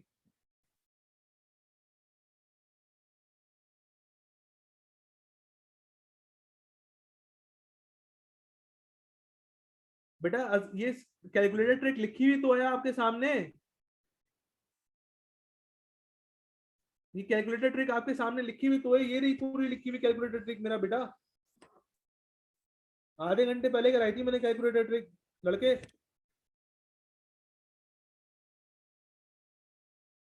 तौबा अस्तगफुरुल्लाह, तौबा तौबा तौबा तौबा तौबा तौबा तौबा। चलो मैं दोबारा बताता हूँ, मैं दोबारा बताता हूँ। देखो ए प्लस बी एच में आए, बोलो आए। जिनकी नहीं हुई वो बताओ। असगर और रिजवान ए प्लस बी एच में आए, जैसे आ गए। क्या यहाँ पर रैंक को रिलेशन निकालने के लिए रैंकिंग पुट कर दी? एज इट इज पुट करनी है, जैसे रैंकिंग का ऑर्डर गिवन है, एज इट इज पुट करनी है जैसे रैंकिंग ऑर्डर गिवन है, बोलो पुट कर दी सर। डन। एसी प्रेस करो, असगर एसी प्रेस करो मेरा बेटा। एसी प्रेस करने के बाद शिफ्ट 1 प्रेस करो।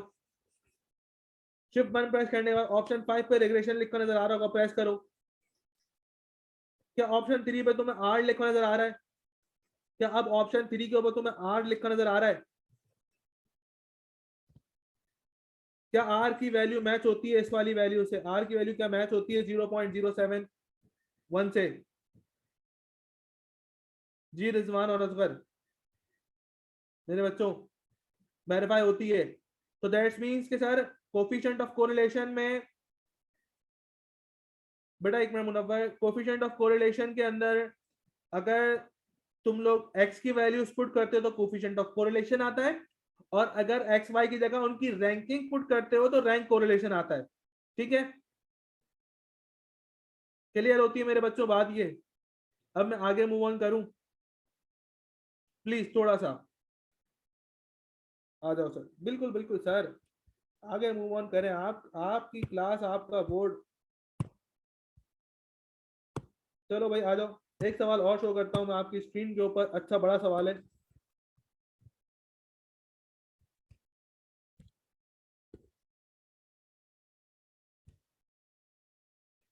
जी मेरे बच्चों, चेक करो क्या निकालना है।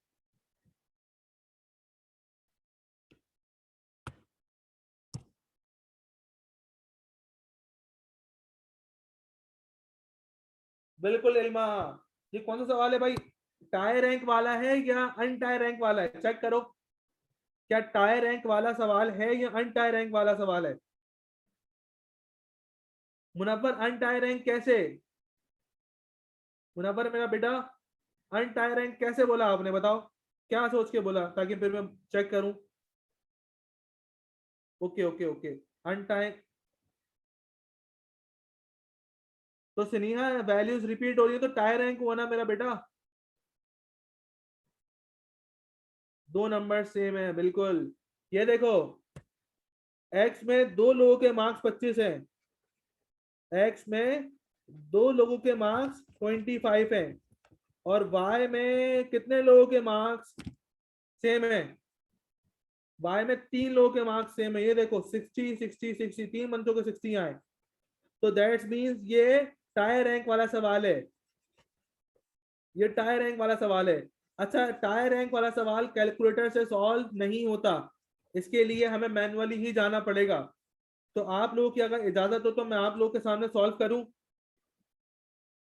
आपने नहीं करना, मैं करवाऊंगा, आपने नहीं करना। चलो प्लीज अब अल्लाह का नाम लेके स्टार्ट करते हैं। सब मेरे साथ रहेंगे, कोई सवाल कॉपी नहीं करेगा, सब पेन पेंसिल नीचे रख दो, सिर्फ स्क्रीन के ऊपर देखो, सब स्क्रीन के ऊपर देखो। भाई अगर मैं एक्स की वैल्यूज लिखता हूं अपने पास, कौन कौन सी?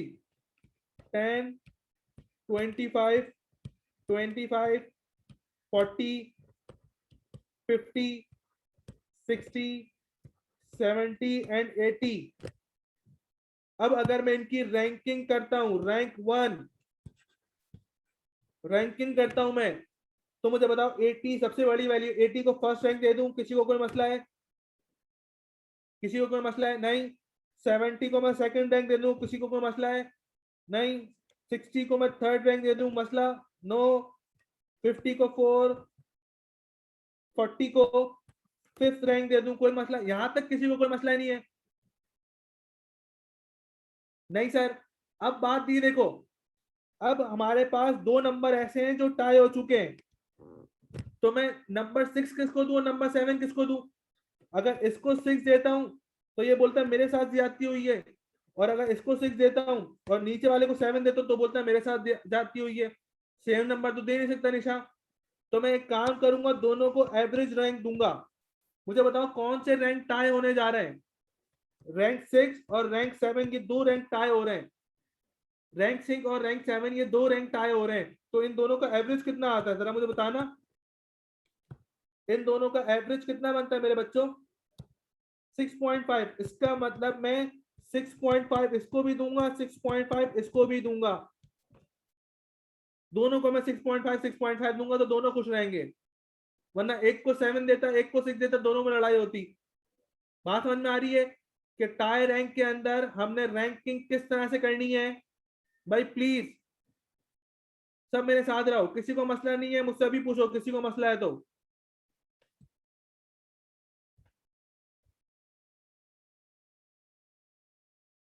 5.5 कैसे दूंगा? 5 तो दे चुका हूं ना बेटा। बिल्कुल सीनियर, रिमेनिंग विल बी 8। 5.5 नहीं दूंगा ना। 605 कहां से आया असगर? देखो इसको मैं रैंक 5 दे चुका था, अब रैंक बारी कहां से आई थी? 6 और 7 देने की। तो 6 और 7 रैंकिंग आ रही थी ना अब, तो 25 में से 6 और 7 किसको देता तो फटा होता दोनों में, इसीलिए मैं दोनों का एवरेज दूंगा, रैंक 6 का, रैंक 7 का। ठीक है असगर? अच्छा आप मुझे बताओ, इस 10 को कितना रैंकिंग, कौन सा रैंक दूं? 10 को रैंक कौन सा दूं? हाँ भाई सब बोलो। रिजवान 7 क्यों, फरीन 7 क्यों? देखो 6 ऑक्यूपाई हो गया, 7 ऑक्यूपाई हो गया। अब 7 के बाद कौन सा नंबर आता है? 8। इसका मतलब मैं x स्टैंड को 8 रैंक दूंगा। सही है, ये समझ में आया कि 10 को मैंने 8 क्यों दिया? क्योंकि नंबर 6 भी ऑक्यूपाई हो गया, नंबर 7 भी ऑक्यूपाई हो गया, 10 को मैंने डायरेक्ट 8 दिया है। ठीक होती है मेरे बच्चों ये वाली बात? अब एक काम करो, मैं आपके सामने रैंक y की वैल्यूज लिखता हूं, रैंकिंग आपने खुद करनी है y की। 20, 40, 10, 30, 60, 60, 60 एंड 80। शाबाश। अहमद क्या बताऊं वापस बेटा, क्या बताऊं, बताओ। रैंक 2। शाबाश, रैंकिंग करो खुद से, पहले अपने बात लिख लो, सारी सारी रैंकिंग लिख लो, फिर मैं करता हूं वेरीफाई करना फिर बाद में।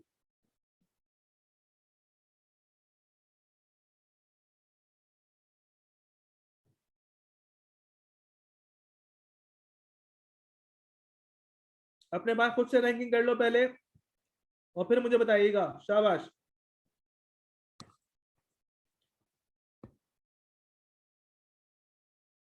शाहनवाज पहले बेटा अपने बात खुद से कर लो, अपने बात रैंकिंग कर लो, फिर मुझे बताइएगा।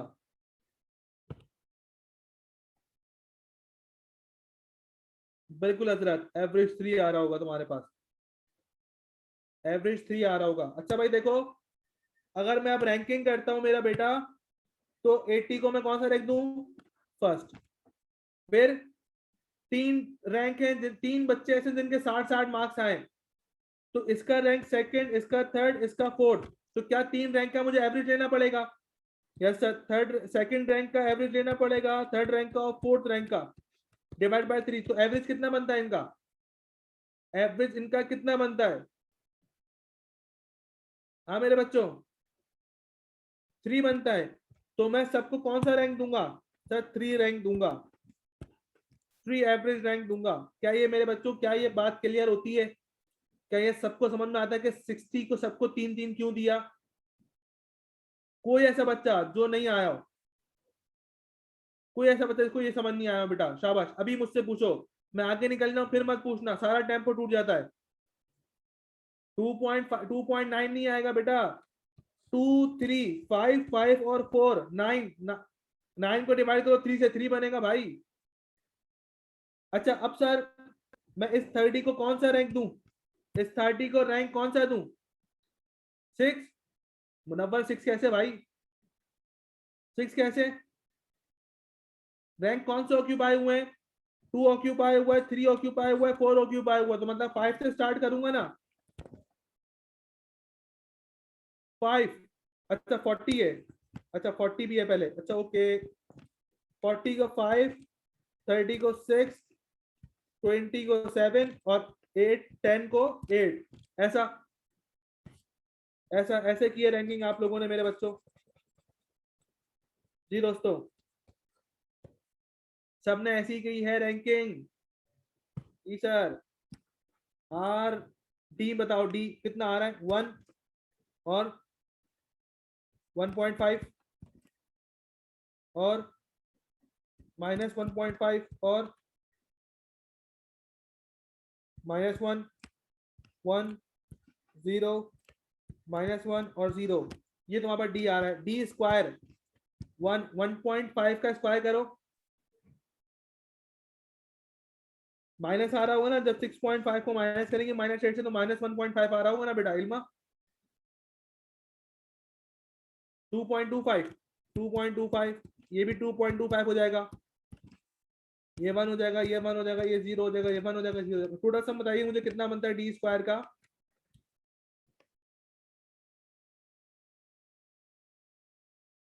हाँ मेरे बच्चों, टोटल सम डी स्क्वायर का 8.5 समथिंग बनता होगा। Very good Fareen, thank you.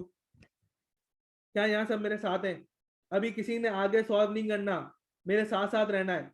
यहाँ तक कॉपी करो, कॉपी करो यहाँ तक, यहाँ तक कॉपी करो। शाबाश, यहाँ तक कॉपी करें मेरा बेटा। किसी ने आगे नहीं भागना, प्लीज आगे नहीं भागना किसी ने। यहाँ तक कॉपी करो, फिर बात करते हैं। शाबाश, जल्दी से। क्वेश्चन कॉपी करने की जरूरत नहीं है राफे, मैं आपको क्वेश्चन का हैंड आउट प्रोवाइड अभी कर दूंगा, ग्रुप के ऊपर सेंड कर दूंगा, क्वेश्चन कॉपी मत करिएगा, सोल्यूशन कॉपी करो सिर्फ। सुफियान मुझे बता रहे sir n is equal to 8 है, थैंक यू सुफियान।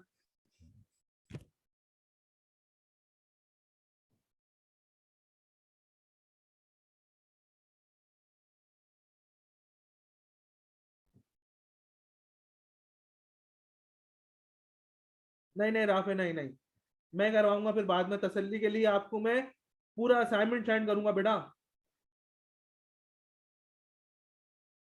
नहीं हजरत, क्योंकि टायर रैंक है, टायर रैंक के अंदर मुझे करेक्शन फैक्टर भी अप्लाई करना है बेटा, इसीलिए मैं बाय कैलकुलेटर प्रोसीड नहीं कर सकता, आंसर सेम नहीं आएगा। मेरे बच्चों डन, कॉपी हो गया, मैं आगे मूव ऑन करूं। -8 नहीं है वो मैंने माइनस कर दिया था, -8 नहीं, वो लग गया था पेन का निशान। सेट है, डन, कॉपी कर लिया। ओके शाहनवाज, बस प्रोसीड करते हैं आगे की तरफ। अच्छा सर, अब आगे मूव ऑन करते हैं। आपने फॉर्मूला लिखवाया था हमें कि R S is equal to 1 minus 6 bracket open submission of D square plus correction factor. अच्छा मुझे बताओ यहाँ पे कितनी दफा करेक्शन फैक्टर ऐड होगा सवाल में? रैंक कितनी दफा टाए हुए हैं? एक दफा एक्स एक्सिस में एक्स में टाए हुआ है, एक दफा वाई में टाए हुआ है। रैंक दो दफा टाए हुए हैं, एक दफा एक्स में टाए हुए हैं, एक दफा वाई में टाए हुए हैं। तो करेक्शन फैक्टर प्लस एक और करेक्शन फैक्टर, ऐसा दो करेक्शन फैक्टर अप्लाई होंगे, divided by N cube minus N. भाई यहां तक क्लियर है सबको? अगर मैं फॉर एक्स के लिए करेक्शन फैक्टर अप्लाई करता हूं, फॉर एक्स के लिए करेक्शन फैक्टर अप्लाई करता हूं, करेक्शन फैक्टर का फॉर्मूला क्या है? 1/12 और एम क्यूब माइनस एम।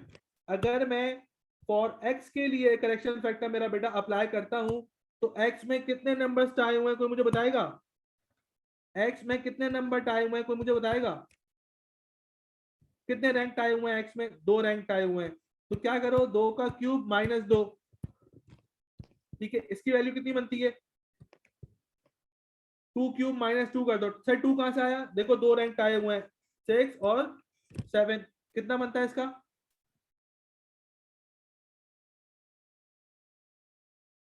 0.5 बनता है, 0.5 बनता है। ओके सर, क्या करेक्शन फैक्टर वाई के लिए भी अप्लाई करूं? यस सर, वाई के लिए भी अप्लाई करना पड़ेगा। For Y correction factor 1/12 M cube minus M. तो मेरे बेटा वाई में कितने नंबर्स आए हुए हैं? बोलो, वाई में कितने नंबर्स आए हुए हैं सर? 3 टाए हुए हैं, इसका मतलब 3 का क्यूब माइनस 3। जरा मुझे बताइएगा कि इसकी वैल्यू कितनी बनती है? 2। ऐसा ऐसा? यस सर, अब आओ इधर देखो, R S is equal to 1 minus 6 bracket open submission of D square कितना आया था? 8.5। 8.5 प्लस पहला correction factor X axis X वाला 0.5 प्लस दूसरा करेक्शन फैक्टर इसका क्या था? 2 थी value over N cube. N कितना है मेरे बच्चों मेरे पास? 8। तो 8 का क्यूब माइनस 8। मुझे बताइए फाइनल रैंक कोरिलेशन की वैल्यू कितनी जनरेट होती है? 0.869। वेरी गुड इल्मा, बहुत जबरदस्त मेरा बेटा।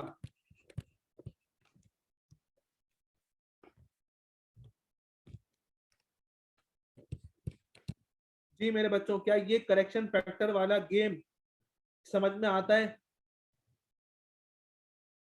क्या करेक्शन फैक्टर वाला गेम समझ में आता है? सेम सवाल मैंने पूरा डिटेल में ये यूट्यूब पे समझाया है। नहीं ना, कैलकुलेटर पे नहीं हो सकता इल्मा ये वाला सवाल। 1 से बिल्कुल माइनस भी करेंगे।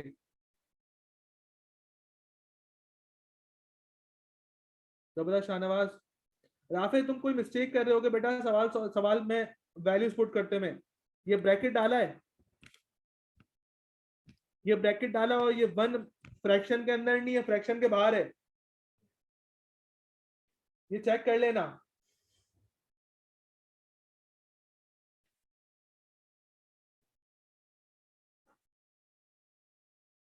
बस इप्सिलम मैं क्लास अब एंड ही कर रहा हूँ,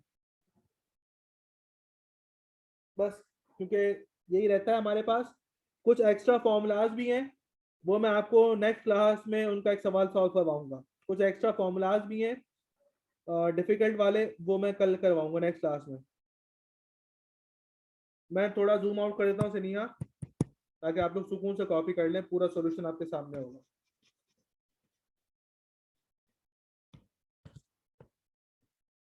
हाँ बिल्कुल, सुफियान का लॉक होगा, बिल्कुल शाहनवाज जी, खुजैमा।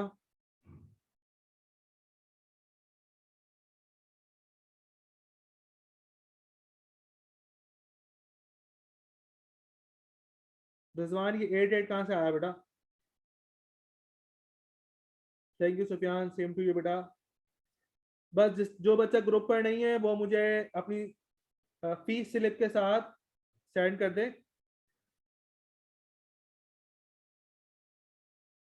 हाँ 8 का क्यों ऐसे ही करोगे?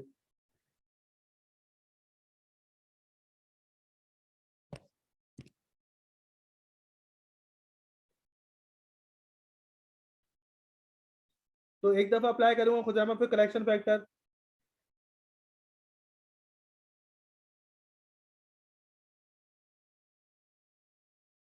सेट है सिनिया, सेट है।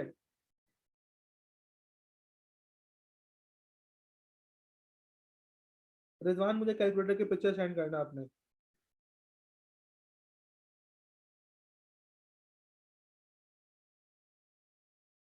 सिर्फ एक की लूंगा ना खुजैमा, एक की लूंगा। बिल्कुल आयशा, 95 99% चैप्टर एंड हो चुका है। पॉइंट 1 एक छोटी सी चीज रहती है, न्यू फॉर्मूलाज, वो मैं इंशाल्लाह मंडे को क्लास होगी तो उसमें कवर करवाऊंगा। बस 99% चैप्टर एंड हो चुका है।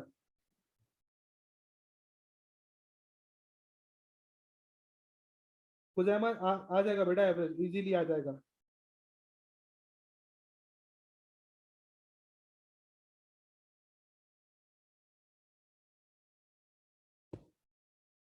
बिल्कुल अली, बिल्कुल जा सकते हैं बेटा।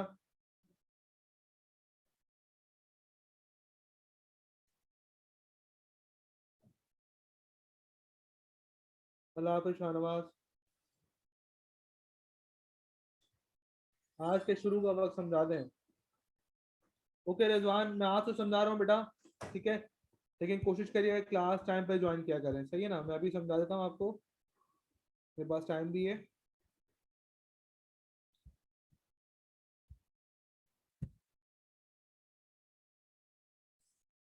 बिल्कुल लीव कर सकते हैं रजा, जिनकी समझ में आ गया बिल्कुल लीव कर सकते हैं। बस मैं इसको ये सिग्निफिकेंस लेवल का थोड़ा सा पढ़ा दूं, बस मैं भी क्लास को ऑफ करता हूँ, ठीक है ना?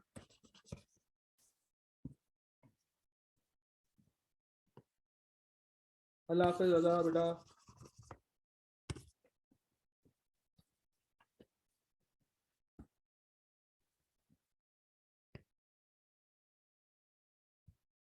अच्छा भाई, कहाँ ये रिजवान?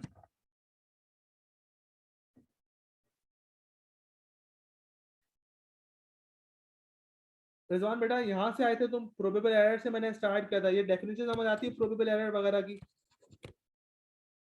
बिल्कुल चांद रात, you can leave easily now. देखो रिजवान, प्रोबेबल एरर मैं तब कंप्यूट करता हूँ जब मुझे रिलायबिलिटी चेक करनी हो, या तब मुझे सिग्निफिकेंस चेक करनी हो, किसकी? कोफिशिएंट ऑफ कोरिलेशन की। जब मैं चेंज लेके आता हूँ तो कितने परसेंट का चेंज आता है और वो चेंज रिलायबल है भी या नहीं है, मैं उस चेंज को कंसिडर करके अपने पास कोई स्टेप ले सकता हूँ या नहीं ले सकता, ये सारा काम मैं मुझे प्रोबेबल एरर बताएगा।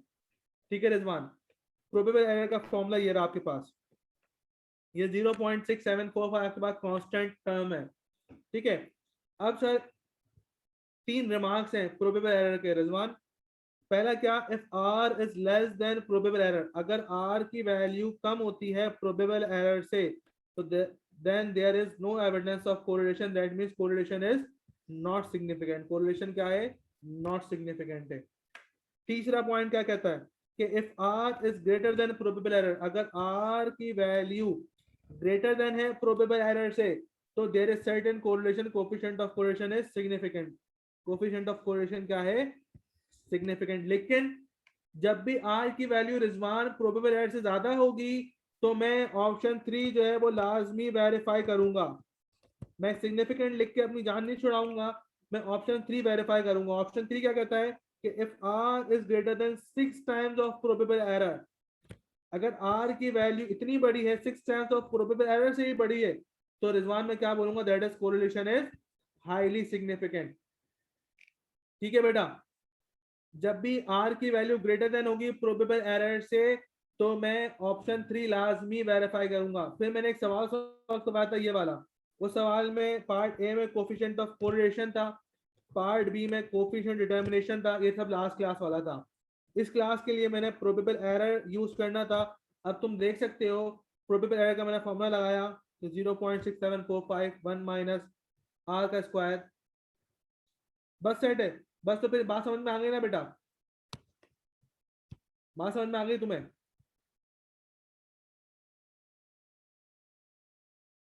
बस, तो फिर यहीं तक रखते हैं इसको। बस इसको यहीं तक रखते हैं मेरा बेटा। और बस आपसे फिर इंशाल्लाह नेक्स्ट क्लास में मुलाकात करते हैं। अल्लाह हाफिज मेरे बच्चे।